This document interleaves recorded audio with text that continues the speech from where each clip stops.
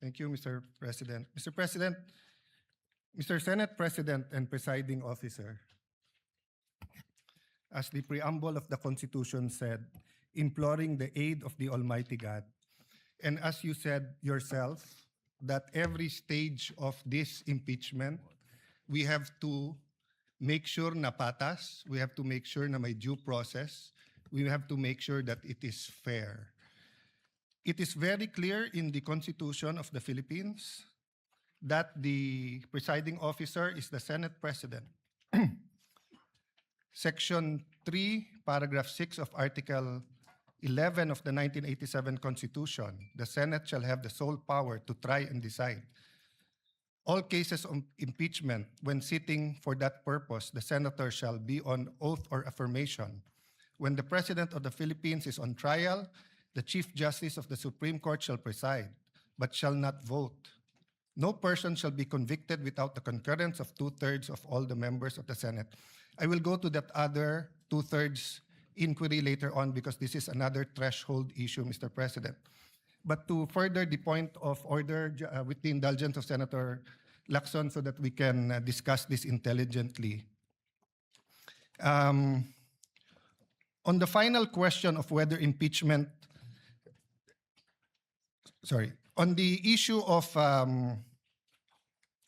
who shall preside, under the Constitution, it may seem that it does not say who should preside. But if you look at the records of the Constitutional Commission, number 40, 26 July 1986, the framers deliberately chose the phrase, sorry, Mr. President.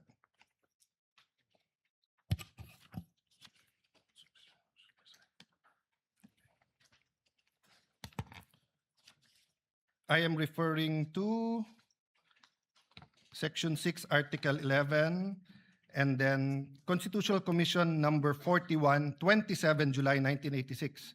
The presiding officer, Mr. Treñas, Commissioner Davide is recognized. Thank you, Mr. Presiding Officer. I have some proposed amendments on Section 3, subparagraph 5. The presiding officer, Mr. Treñas, the gentleman may proceed. Mr. Davide, who later became Chief Justice, this is without prejudice to whatever amendments may be accepted by the committee when the Aquino amendments will be taken up. It would consist in adding a new sentence on line 20 before the phrase "no person shall be convicted," inserted the following: all other cases, the President of the Senate shall preside. The presiding officer, what does the committee say? Mr. Munsod, is it not understood that when the President of the Philippines is on trial, it is only time when the Chief Justice of the Supreme Court will preside? It is necessary to say that the Senate President shall decide during all the time. Presiding Officer, Mr. Davide, Mr. Presiding Officer, I precisely presented this because we had a distinction when it comes to the Chief Justice Supreme Court. But with that clarification, that in all other cases, it should be the President of the Senate who shall preside, I withdraw my amendment. So it is but elementary, Mr. President, in statutory, especially construction of the Constitution, that the spirit as well as the letter is followed. The spirit of the Constitution is that it is the Senate President who will preside. This is not an ordinary statement, dictum, or it was not a capricious statement in the discussion, precisely because the Senate President is elected by the majority. As an example, when Senator Pimentel did not like the vote and did not vote with the majority, he offered to resign. So the point, Mr. President, is this. Number one, institutional integrity. We need to protect the legitimacy of these proceedings. Even with the substitute presiding officer acts fairly, a conviction or acquittal reached under constitutionally defective process would invite judicial challenge and cast doubt on the validity of the entire trial. Do we want to go 30 weeks?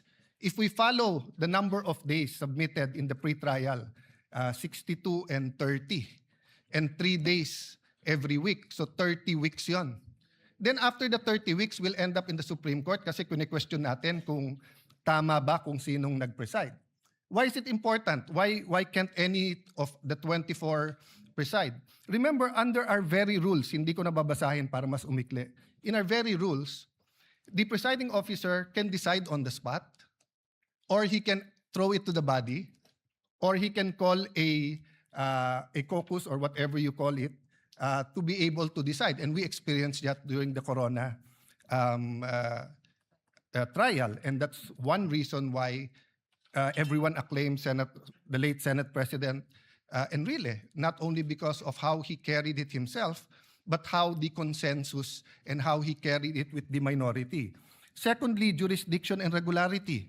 The Senate's jurisdiction over an impeachment trial is constitutional. The exercise of jurisdiction must conform to the Constitution, and the Senate's validity adopted impeachment rules. We cannot say we're following the Constitution, then we will not follow the Constitution. If the Constitution and its framers prescribe who shall preside, who are we to change the Constitution here today? We cannot enlarge or diminish the Constitution arrangement through internal rules or through ad hoc resolution. Lastly, due process.